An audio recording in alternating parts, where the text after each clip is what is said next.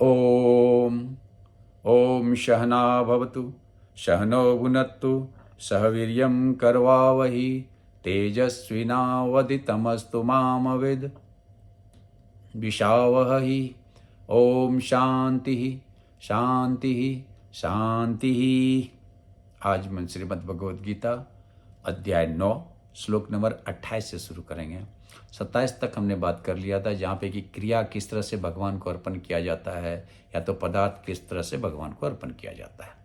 अभी 28 नंबर में इसी बात को भगवान जी आगे बढ़ाते हैं कि शुभ अशुभ फले एवं मोक्ष यसे कर्म बंधने संन्यास योग युक्त आत्मा विमुक्त माम उपास्यसि।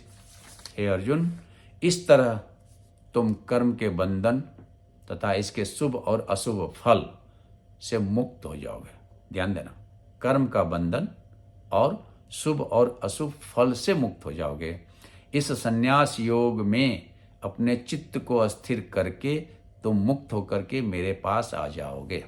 अभी भगवान जी ने जो बोला कि कर्म सारे मेरे को अर्पण करो, डिजायर सारे मेरे को अर्पण करो, कर्म फल सारे मेरे में अर्पण करो विथ रेवरेंस, विथ भक्ति। जो भी तुम खाते हो, जो भी तुम दान देते हो, जो भी तुम तप करते हो, यानी कि यज्ञ दान तप, ये तीनों मेरे में अर्पण करो। और जब तुम ये सब मेरे में अर्पण कर दोगे तो तुम सारे कर्मों के बंधन से मुक्त हो जाओगे। You are free from all bondage of the कर्म फल, और you are free from all agitation. शुभ अशुभ कर्म is nothing but agitation, either positive और negative. Positive agitation is the Shubha karma and negative agitation is the Ashubha karma. शुभ कर्म makes you egoistic. कुछ अच्छा चीज आपके जीवन में हो जाए तो आप ईगो आ जाता है आपके जीवन में, और कुछ अशुभ कर्म हो जाए आपके जीवन में तो आप टम्बल हो जाते हो, आप क्राई करने लगते हो, आप निर्बल हो जाते हो। तो ना शुभ अच्छा है ना अशुभ अच्छा है, दोनों के कर्म फल से आप मुक्त हो जाओगे। और जब इस कर्म फल से मुक्त हो जाओगे, शुभ अशुभ फल से मुक्त हो जाओगे, तो your mind is restraint, your sense organs is restraint और you are able to do the meditation.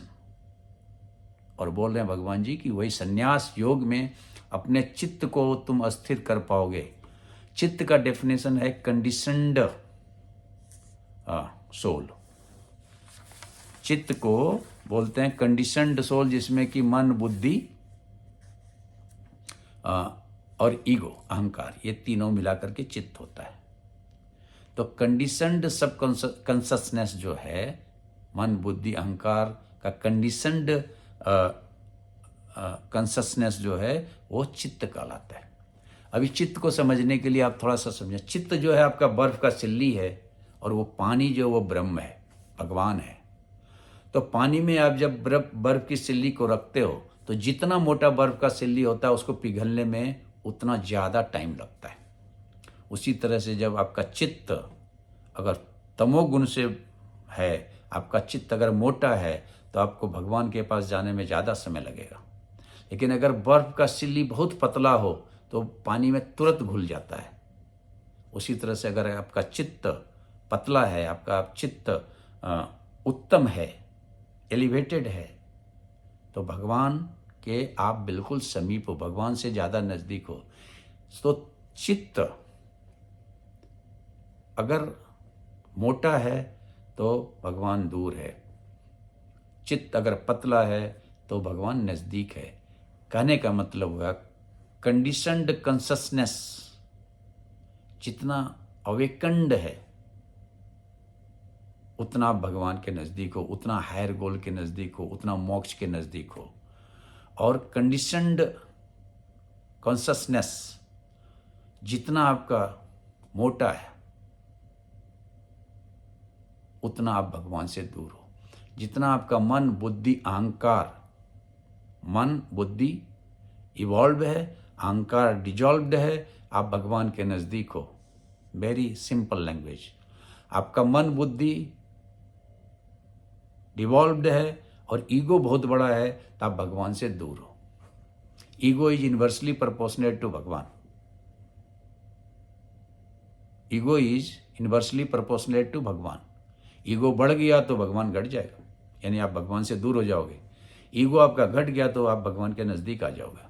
तो यहाँ बोल रहे हैं कि संन्यास योग में अपने चित्त को जब तुम अस्थिर कर लोगे, जब तुम्हारा चित्त पतला हो जाएगा, तुम योग में अस्थिर हो जाओगे, तो तुम मुझे पा सकोगे, यानी कि you will get the higher goal. तुम भगवान की स्थिति को प्राप्त कर सकते हो।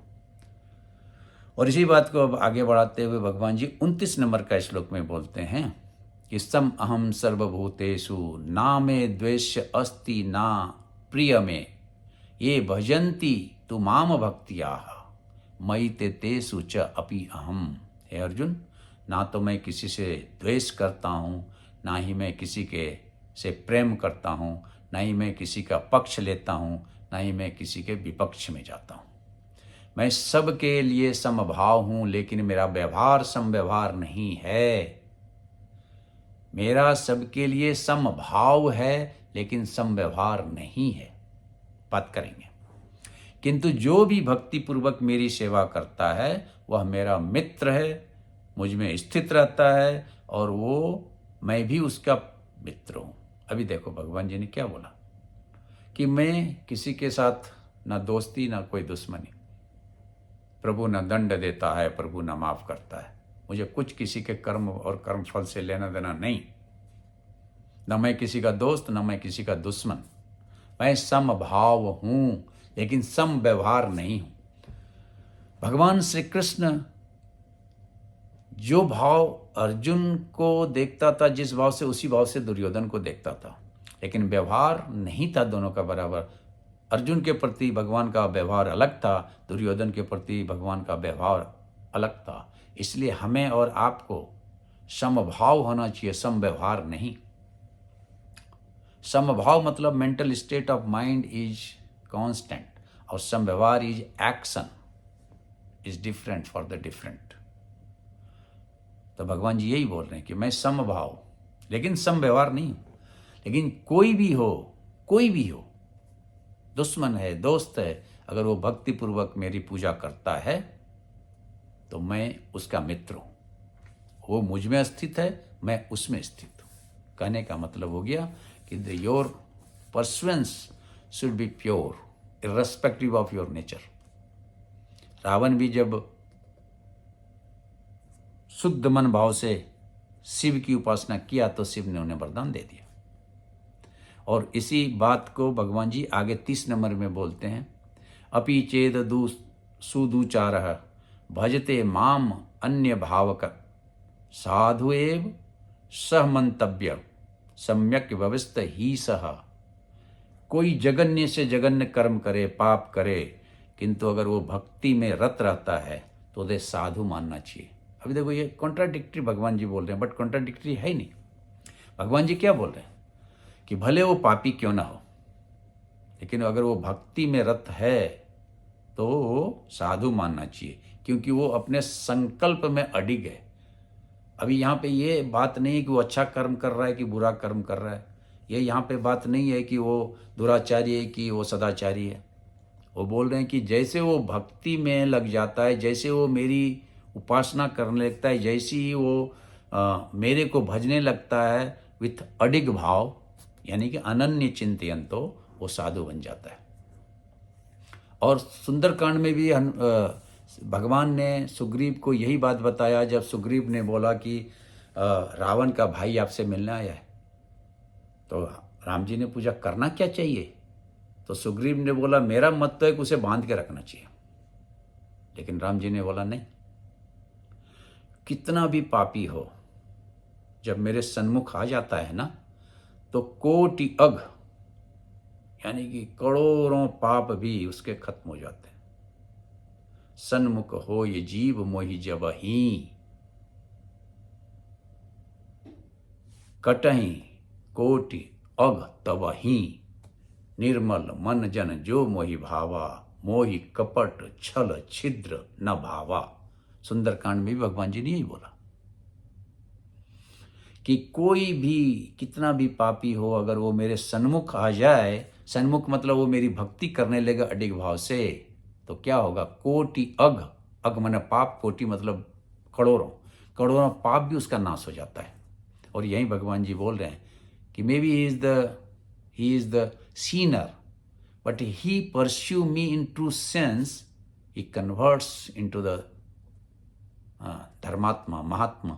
It does not mean that he is get rid of is the result of the sin. इसका ये नहीं मतलब है कि वो पाप कर्म फल से मुक्त हो जाएगा, फल उसे मिलेगा, लेकिन भगवान जी बोल रहे हैं कि जैसे वो मुझे भजने लगेगा, यानी कि वो हायर गोल को परस्यू करने लगेगा, तो वाल्मीकि हत्यारा लुटेरा से कवि बन जाएगा. तमसो माँ ज्योतिर्गमय, अस्तो माँ सद्गमय, मृत्यो माँ अमृतोगमय.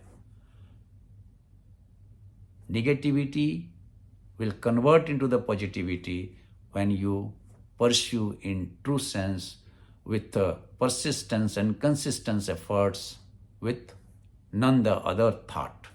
Ananya chintayanto mam yo jana pariupasate tesam nitya avyukta nam yog chem vahamyam. Bottom line of this whole philosophy, इस 9 नंबर का one of the centre verse है, one of the important verse है कि, और सारे जो हम बातें कर रहे हैं ना, उसी श्लोक के इर्द गिर्द घूम रहा है.